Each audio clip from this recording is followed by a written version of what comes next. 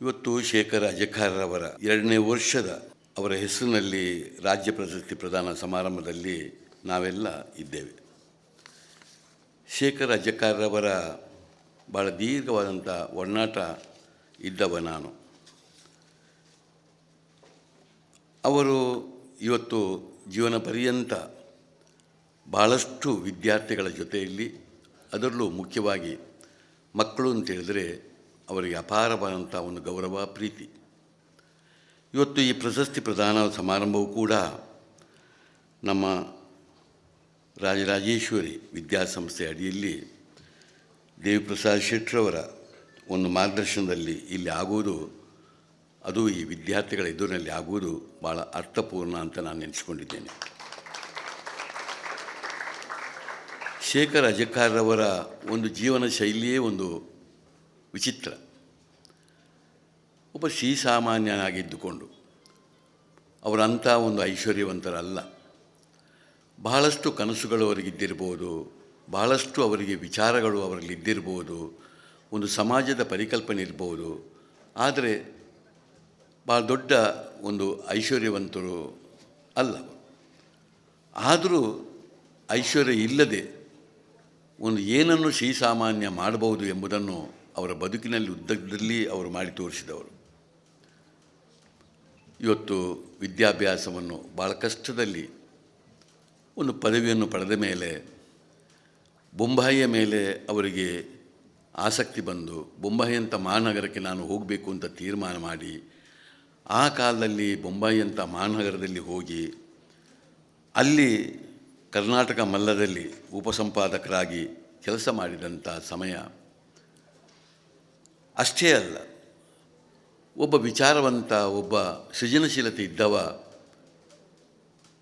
ಎಲ್ಲಿ ಹೋದರೂ ಕೂಡ ಅವರು ಇರುವಂಥ ಜಾಗದಲ್ಲಿ ತನ್ನ ಇರುವನ್ನು ಬೇರೆ ಬೇರೆ ವಿಧದಲ್ಲಿ ತೋರ್ಪಡಿಸ್ತಾರೆ.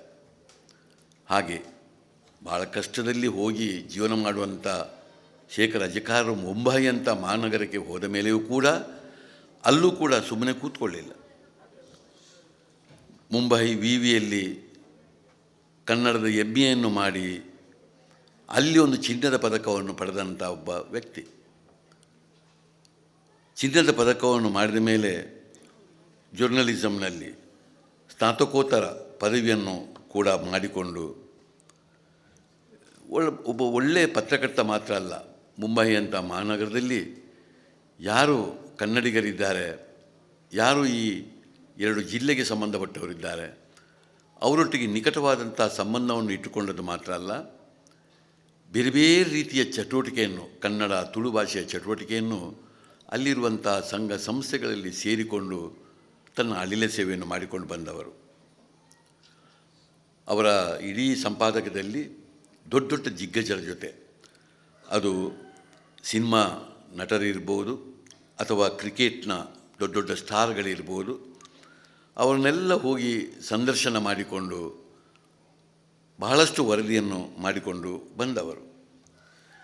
ಮುಂಬೈ ಅಂತ ಮಹಾನಗರದಲ್ಲೂ ಪೋವಾಯಿ ಎಂಬ ಒಂದು ಕನ್ನಡದ ಶಾಲೆಯನ್ನು ಮುಂಬೈಯಲ್ಲಿ ಸ್ಥಾಪಕ ಮಾಡೋದಲ್ಲಿ ಬಹಳ ಪ್ರಮುಖ ವ್ಯಕ್ತಿಗಳಾಗಿ ಅಲ್ಲಿ ಇದ್ದುಕೊಂಡು ಆ ಸಂಸ್ಥೆಯನ್ನು ಮಾಡಿದ್ದು ಮಾತ್ರ ಅಲ್ಲ, ಇವತ್ತಿಗೂ ಅದಕ್ಕೆ ಭಾಳ ಒಳ್ಳೆಯ ಹೆಸರಿದೆ.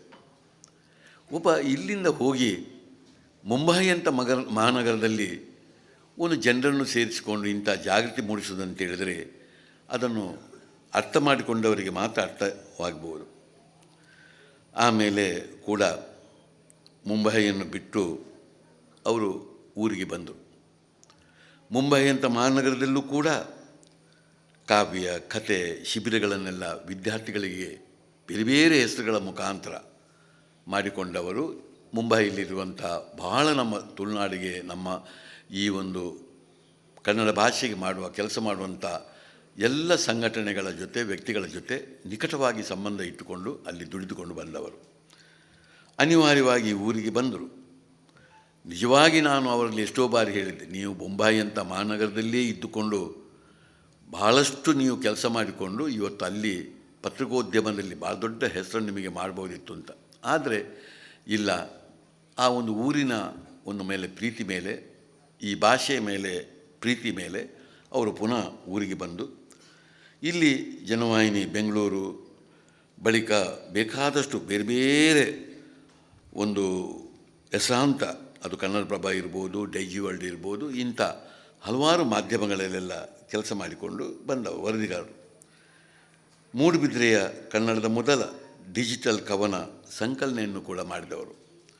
ಮೂಡುಬಿದಿರೆಯಲ್ಲಿರುವಾಗ ನಮ್ಮ ಅಖಿಲ ಭಾರತ ಸಾಹಿತ್ಯ ಸಮ್ಮೇಳನ ಇರ್ಬೋದು, ನಮ್ಮ ನುಡಿಸಿರಿ ವಿರಾಸತ್ಗಳಲ್ಲಿರ್ಬೋದು, ಸಕ್ರಿಯವಾಗಿ ಭಾಗವಹಿಸೋದು ಮಾತ್ರ ಅಲ್ಲ, ಅದರ ಪ್ರತಿಯೊಂದರ ಅದರ ಬಗ್ಗೆ ಚರ್ಚೆ, ಅದರ ಬಗ್ಗೆ ಸುಖ ದುಃಖಗಳನ್ನು ನಮ್ಮೊಟ್ಟಿಗೆ ಯಾವಾಗಲೂ ಹಂಚಿಕೊಂಡು ಇದ್ದಂಥ ಒಬ್ಬ ವ್ಯಕ್ತಿ. ಇವತ್ತು ಖಾಸಗಿಯಾಗಿ ಪದವಿ ಪಡೆಯುವ ಸ್ಪರ್ಧಾತ್ಮಕವಾದಂಥ ಪರೀಕ್ಷೆಗಳಿಗೆ ತಯಾರಾಗುವ ವಿದ್ಯಾರ್ಥಿಗಳಿಗೆ ಬಹಳಷ್ಟು ಮಾರ್ಗದರ್ಶನ ಕೊಡ್ತಾ ಇದ್ದದ್ದು. ಮೂಡುಬಿದಿರೆಯಲ್ಲಿ ತನ್ನ ವೃತ್ತಿಯ ಜೊತೆಯಲ್ಲೂ ಕೂಡ ಒಂದು ಟ್ಯೂಷನ್ ಕ್ಲಾಸನ್ನು ಕೂಡ ಅಲ್ಲೇ ಮಾಡಿಕೊಂಡು ಇದ್ದದ್ದು. ಇದೆಲ್ಲವೂ ನಾನು ನೋಡಿದಂಥ ವಿಚಾರ. ಆದಿ ಗ್ರಾಮೋತ್ಸವದ ಪರಿಕಲ್ಪನೆ ಅದು ಅವರದೇ, ಅದು ಯಾರ್ದೂ ಒಂದು ಕಾಪಿ ತೆಗೆದಿದ್ದಲ್ಲ. ಅವರು ಇಡೀ ಒಂದು ಆದಿ ಗ್ರಾಮೋತ್ಸವದ ಪರಿಕಲ್ಪನೆಯನ್ನು ಅವರು ಮಾಡಿಕೊಂಡು ಹಲವಾರು ದಕ್ಷಿಣ ಕನ್ನಡದ ಜಿಲ್ಲೆಗಳಲ್ಲಿ ಒಂದು ಗ್ರಾಮೋತ್ಸವವನ್ನು ಮಾಡಿ ಒಂದು ಗ್ರಾಮದಲ್ಲಿ ಭಾಷೆಯ ಸಂಸ್ಕೃತಿಯ ಒಂದು ಜಾಗೃತಿಯನ್ನು ಮೂಡಿಸಿಕೊಂಡು ಬಂದವರು. ಬೆಳದಿಂಗಳ ಸಾಹಿತ್ಯ ಸಮ್ಮೇಳನಂತೂ ಅದು ಶೇಖರ ಅಜಿಕಾರ್ ಅಂತ ಹೇಳುವಾಗ ಅದು ಎಲ್ಲರ ಸಮಾನ ಮನಸ್ಕರ ಮನಸ್ಸಿಗೆ ಬರ್ತದೆ. ಅದು ಕೂಡ ಅವರದೇ ಒಂದು ಚಿಂತನೆ. ಬೆಳದಿಂಗಳದ ಸಾಹಿತ್ಯ ಸಮ್ಮೇಳನದಲ್ಲಿ ರಾತ್ರಿ ಇಡೀ ಆ ಒಂದು ಕಾರ್ಯಕ್ರಮವನ್ನು ಮಾಡೋದಂತ ಹೇಳಿದರೆ ಅಷ್ಟು ಸುಲಭ ಅಲ್ಲ. ನಮಗೆ ಒಮ್ಮೊಮ್ಮೆ ಭಾಳ ದೊಡ್ಡ ನಾವು ನುಡಿಸಿರಿ ವಿರಾಸತ್ತನ್ನು ಮಾಡಿದವರು. ಇಡೀ ಒಂದು ಆ ಕಾರ್ಯಕ್ರಮದ ಇಡೀ ಒಂದು ಅವರ ಒಂದು ಇನ್ವಿಟೇಷನ್ ನೋಡುವಾಗಲೇ ನನಗೆ ಆಶ್ಚರ್ಯ ಆಗ್ತಿತ್ತು. ಎಷ್ಟು ಜನರನ್ನು ಒಟ್ಟು ಮಾಡ್ತಿದ್ದರು, ಎಷ್ಟು ಜನರಿಗೆ ಆ ಇಡೀ ದಿನ ಕೆಲಸ ಆಗಬೇಕಾದ್ರೆ ಒಂದು ಎಷ್ಟು ಸಂಪನ್ಮೂಲದ ಅಗತ್ಯ ಇದೆ. ತನ್ನ ಜೀವನವನ್ನೇ ಮುಡಿಪಾಗಿ ಇಟ್ಟುಕೊಂಡು ಇವತ್ತು ಎಷ್ಟು ಅವರು ಅಂಥ ಕಾರ್ಯಕ್ರಮವನ್ನು ಮಾಡಿದ್ದಾರೆ. ನಾನು ಭಾಗವಹಿಸಿದೆ, ಪ್ರತಿ ಸಲಸ ನಾನು ಭಾಗವಹಿಸಿದ್ದೆ. ಆದರೆ ಆ ಬೆಳದಿಂಗಳದ ಸಾಹಿತ್ಯ ಸಮ್ಮೇಳನವನ್ನು ಇವತ್ತು ನನ್ನ ಕಣ್ಣೆದುರಲ್ಲಿ ಇದೆ. ಅದು ಎಷ್ಟು ಚಂದ ರೀತಿಯಲ್ಲಿ ಅದನ್ನು ಮಾಡಿಕೊಂಡು ಹೋಗಿದ್ದಾರೆ. ಆಮೇಲೆ ಮೂಡುಬಿದಿರೆಯಲ್ಲಿ ಫಿಲ್ಮ್ ಫೆಸ್ಟಿವಲ್, ಅದು ಮುಂಬೈಯಲ್ಲೂ ಮಾಡಿದರು, ಇಲ್ಲಿ ಬಂದು ಕೂಡ ಒಂದು ಫಿಲ್ಮ್ ಫೆಸ್ಟಿವಲ್. ಅದು ಕೂಡ ಒಂದು ಮಕ್ಕಳಿಗೆ, ಭಾಳ ಮುಖ್ಯವಾಗಿ ಮಕ್ಕಳಿಗೆ, ಸಮಾಜಕ್ಕೆ ಒಂದು ಸದಭಿರುಚಿ ಬರಬೇಕು ಅಂತ ನೋಡಿಕೊಂಡು ಈಗ ಇರುವಂಥ ಕೆಟ್ಟವಾದಂಥ ಒಂದು ಫಿಲ್ಮ್ಗಳ ಸನ್ನಿವೇಶವನ್ನು ಬಿಟ್ಟುಕೊಂಡು ಇವತ್ತು ಆ ಇಂದಿನ ಸಿನಿಮಾಗಳನ್ನೆಲ್ಲ ಇಟ್ಟುಕೊಂಡು ಅವರ ಆ ಒಂದು ಫಿಲ್ಮ್ ಫೆಸ್ಟಿವಲ್ ಕೂಡ ಇವತ್ತು ನಮಗೆ ನಮ್ಮ ಮನಸ್ಸಿನ ಮೇಲೆ ಇದೆ. ಆ ಮೂಡುಬಿದಿರೆಯಲ್ಲಿ ಮಾಡುವಾಗಲೂ ಅವರು ಎಷ್ಟು ಅದಕ್ಕೆ ಕಷ್ಟಪಟ್ಟಿದ್ದರು ಎಂಬುದು ಗೊತ್ತು. ಒಂದು ಸ್ಥಳ ಪರಿಚಯ ಇರ್ಬೋದು, ಒಂದು ವ್ಯಕ್ತಿಯ ಪರಿಚಯ ಇರ್ಬೋದು, ಕೆಲವು ಕ್ಷೇತ್ರಗಳ ಪರಿಚಯಗಳನ್ನು ಇರ್ಬೋದು, ಕೆಲವು ಬೇರೆ ಬೇರೆ ವಿಷಯವನ್ನು ಇಟ್ಟುಕೊಂಡು ಭಾಳಷ್ಟು ಕೆಲವು ಹೊಸ ರೀತಿಯಲ್ಲಿ ಪರಿಚಯ ಮಾಡಿಕೊಂಡು ಸಮಾಜದಲ್ಲಿ ಭಾಳ ದೊಡ್ಡ ಸಾಧನೆ ಮಾಡಿದವರು. ಅವರಿಗೆ ಮುಂಬೈಯಲ್ಲಿರುವಾಗ ಅದು ಸಣ್ಣ ಒಂದು ಪ್ರಶಸ್ತಿ ಅಲ್ಲ, ಅಗ್ನಿಶಿಖಾ ಮಂಚ್ ಅಂತೇಳಿ ಮಾಧ್ಯಮದ ಪ್ರಶಸ್ತಿ. ಅದು ಅಷ್ಟು ಯಾರಿಗೂ ನಮ್ಮ ದಕ್ಷಿಣ ಜಿಲ್ಲೆಯವರಿಗೆ, ನಮ್ಮ ಕರ್ನಾಟಕದವರಿಗೆ ಅಗ್ನಿಶಿಖಾ ಮಂಚ್ ಪ್ರಶಸ್ತಿ ಸಿಕ್ಕಲಿಲ್ಲ. ಅದು ರಾಷ್ಟ್ರೀಯ ಮಟ್ಟದ ಒಂದು ಪ್ರಶಸ್ತಿ. ಅದನ್ನೂ ಕೂಡ ಅಜಿಕಾರ್ ಅವರು ಪಡೆದದ್ದು ಅದು ನಮ್ಮ ದಕ್ಷಿಣ ಜಿಲ್ಲೆ ಸಿಕ್ಕಿದಂಥ ಭಾಳ ದೊಡ್ಡ ಗೌರವ ಅಂತ ನಾನು ನೆನೆಸ್ಕೊಂಡಿದ್ದೇನೆ. ಒಂದು ವಿಭಿನ್ನವಾದ ಕಲಾವಂತಿಕೆ ಹಾಗೂ ಚಟುವಟಿಕೆಯ ಮತ್ತು ಭಾಳಷ್ಟು ಸೃಜನಶೀಲತೆ ಇದ್ದಂಥ ಭಾಳ ದೊಡ್ಡ ಪಾದರಸದ ಹಾಗೆ ಒಂದು ಚಲನವನ್ನು ಮಾಡ್ತಾ ಇದ್ದಂಥ ಒಬ್ಬ ವ್ಯಕ್ತಿ. ಇವತ್ತು ಅವರು ನಮ್ಮೊಟ್ಟಿಗೆ ಹೆಚ್ಚು ಕಾಲ ಬದುಕುವಂಥ ಭಾಗ್ಯವನ್ನು ಅವರು ದೇವರು ಕೊಡಲಿಲ್ಲ. ಆದರೆ ಅವರು ಇರುವಂಥ ಕಾಲದಲ್ಲಿ ಭಾಳಷ್ಟು ಇವತ್ತು ಕೆಲಸ ಮಾಡಿ ಕನ್ನಡದ ಮೇಲೆ, ತುಳು ಭಾಷೆಯ ಮೇಲೆ, ಸಾಂಸ್ಕೃತಿಕ ರಂಗದ ಮೇಲೆ ಹಲವಾರು ಒಳ್ಳೆಯ ಕೆಲಸವನ್ನು ಮಾಡಿಕೊಂಡು ಒಂದು ಒಳ್ಳೆಯ ಸಮಾಜದ ಪರಿಕಲ್ಪನೆ ಅವರ ಇದ್ದುಕೊಂಡು ಅವರಲ್ಲಿರುವಂಥ ಎಲ್ಲ ಸಮುದಾಯದವರೊಟ್ಟಿಗೂ ಒಂದು ಒಳ್ಳೆಯ ಜೀವನದ ತಿಳುವಳಿಕೆಗಳನ್ನು ಇದ್ದುಕೊಂಡು ಇದ್ದವರು. ನಾನು ಆಗ ಹೇಳಿದಾಗೆ ಮಕ್ಕಳ ಮೇಲೆ, ಶಾಲಾ ಮಕ್ಕಳ ಮೇಲೆ ಅಪಾರವಾದಂಥ ಅವರ ಪ್ರೀತಿ ಅವರಿಗೆ. ಅವರಿಗೊಂದು ಒಳ್ಳೆಯ ಮನಸ್ಸನ್ನು ಕಟ್ಟಲಿಕ್ಕಾಗಿ ಬಹಳ ಕೆಲಸವನ್ನು ಮಾಡಿದವರು. ಇಂಥ ಸಾಧಕರನ್ನು ಇವತ್ತು ಕಾರ್ಕಳ ತಾಲೂಕು ಕಾರ್ಯನಿರತ ಪತ್ರಕರ್ತರ ಸಂಘ ಅವರನ್ನು ಇಂಥ ಒಂದು ಸಮಯದಲ್ಲಿ ಈ ಮಕ್ಕಳನ್ನ ಇಟ್ಟುಕೊಂಡು ಒಂದು ಸ್ಮರಿಸುವುದು ಇದು ಒಂದು ಮಾದರಿ ಕಾರ್ಯಕ್ರಮ. ಇದರ ವ್ಯವಸ್ಥೆ ಮಾಡಿದಂಥ ನನ್ನ ಸನ್ಮಿತ್ರ ದೇವಪ್ರಸಾದ್ ಶೆಟ್ಟರವರು ಈ ಒಂದು ಆವರಣದೊಳಗೆ ಈ ಕಾರ್ಯಕ್ರಮ ಮಾಡಿದ್ದು ಕೂಡ ಭಾಳ ಒಳ್ಳೆಯ ರೀತಿ. ಅವರ ಮಡದಿ ಇದರಲ್ಲಿ ಕೂತ್ಕೊಂಡಿದ್ದಾರೆ. ನನಗೆ ಗೊತ್ತಿದೆ ಅವರ ಜೀವನ ಎಷ್ಟು ಕಷ್ಟದಾಯಕವಾಗಿದೆ ಎಂಬುದು ನನಗೆ ಗೊತ್ತಿದೆ. ಹಿಂದೆಯೂ ಅವರು ಇರುವಾಗಲೂ ಭಾಳ ಆರ್ಥಿಕವಾಗಿ ಕಷ್ಟ ಸಾಧ್ಯದಲ್ಲಿದ್ದವರು. ಈಗಲೂ ನನಗೆ ಗೊತ್ತಿದೆ. ನಾನು ಅವರಿಗೆ ಖಂಡಿತ ಔಪಚಾರಿಕವಾಗಿ ಹೇಳೋದಲ್ಲ, ನಾನು ಆಗಲೂ ಹೇಳಿದ್ದೇನೆ. ನನಗೆ ಅವರು ಸ್ವರ್ಗಸ್ಥರಾದಾಗ ಪ್ರಥಮವಾಗಿ ಬೆಳಿಗ್ಗೆ ಬೇಗ ನನಗೆ ಹೇಳಿದ್ದೆ ಯಾರು ಕೇಳಿದರೆ ಅವರ ಮಗನೇ.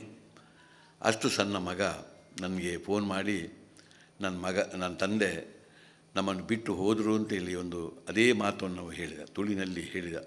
ನನಗೆ ಏನು ಅಂತಲೇ ಆಗ ಅರ್ಥ ಆಗಲಿಲ್ಲ. ನಮ್ಮನ್ನು ಬಿಟ್ಟು ಹೋದರು ಅಂತ ಹೇಳುವಾಗ ನಾನು ಏನು ಮತ್ತು ಕೇಳುವಾಗ ಹೇಳುವಾಗ ನನಗೆ ಆ ಮಗನನ್ನು ನೆನೆಸುವಾಗಲೇ ಭಾಳ ಬೇಸರವಾಗ್ತದೆ. ಖಂಡಿತ ನಾನು ಅವರ ಮಡದಿ ಹತ್ರ ಹೇಳೋದು, ಇಂಥ ಸಂದರ್ಭದಲ್ಲಿ ನಾವು ಖಾಲಿ ಔಪಚಾರಿಕವಾಗಿ ಮಾತಾಡೋದಲ್ಲ. ಅವನ ಖಂಡಿತ ಮಕ್ಕಳಿಗೆ ವಿದ್ಯಾಭ್ಯಾಸ ಬೇಕಿದ್ದರೆ ನಮ್ಮ ವಿದ್ಯಾಸಂಸ್ಥೆಯಲ್ಲಿ ಕಲಿಯುವುದಾದರೆ ಯಾವಾಗ ಬೇಕಾದರೂ ತಂದು ನಮ್ಮ ಹಾಸ್ಟೆಲ್ನಲ್ಲಿ ಬಿಡಿ. ಹಾಸ್ಟೆಲ್ನಲ್ಲಿ ಅವನಿಗೆ ಕೂತ್ಕೊಳಿಸಿ ಅವರಿಗೊಂದು ವಿದ್ಯಾಭ್ಯಾಸ ಬೇರೆ ಏನು ನಮಗೆ ಮಾಡಲಿಕ್ಕೆ ಆಗದೆ ಹೋದರೂ, ಈಗ ದೇವಪ್ರಸಾದ್ಗಾಗಲಿ ನಮಗಾಗಲಿ ಅಥವಾ ಅಧಿಕಾರನಲ್ಲಿ ಈಗ ನನ್ನ ಸನ್ಮಿತ್ರ ಸುಧಾಕರ್ ಶೆಟ್ಟಿ ಇದ್ದಾರೆ, ನಮಗೆ ಯಾರಿಗಾಗಲಿ ಅವರ ಮಕ್ಕಳಿಗೊಂದು ವಿದ್ಯಾಭ್ಯಾಸ ಕೊಡಲಿಕ್ಕೆ ತೊಂದರೆ ಇಲ್ಲ.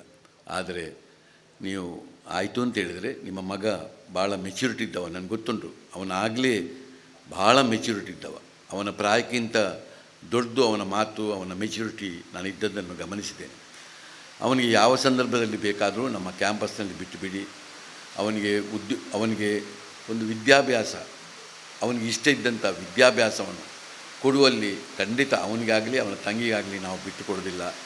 ಅಷ್ಟು ನಿಮಗೆ ನಾವು ಉಚಿತವಾಗಿ ಏನೂ ನಿಮ್ಮಿಂದ ಅಪೇಕ್ಷೆ ಮಾಡದೆ ನಿಮ್ಮಿಂದ ನಿಮಗೆ ಆಗಿ ನಾವು ಮಾಡಲಿಕ್ಕೆ ಸದಾ ಸಿದ್ಧ ಅಂತೇಳಿ ಈ ಮಾತನ್ನು ಹೇಳಿಕೊಂಡು ಈ ಒಂದು ಕಾರ್ಯಕ್ರಮ ಇದು ಪ್ರತಿ ವರ್ಷವೂ ನಡೀಬೇಕು, ಪ್ರತಿ ವರ್ಷವೂ ಮುಂದೆ ಹೋಗಬೇಕು. ಯಾವತ್ತೂ ಕಾರ್ಯನಿರತ ಪತ್ರಕರ್ತರ ಸಂಘ ಶೇಖರ್ ರಜಾಕರ್ ಅವರ ಈ ಕಾರ್ಯಕ್ರಮ ಪ್ರತಿ ವರ್ಷ ಆಗುವಾಗ ನಾನಂತೂ ನಿಮ್ಮ ಜೊತೆಯಲ್ಲಿ ಪ್ರತಿ ಸಮಯದಲ್ಲೂ ಇದ್ದೇನೆ ಎಂಬ ಮಾತನ್ನು ಹೇಳಿಕೊಂಡು ಎಲ್ಲರಿಗೂ ಶುಭ ಕೋರಿ ನನ್ನ ಮಾತನ್ನು ಮುಗಿಸ್ತಾ ಇದ್ದೇನೆ.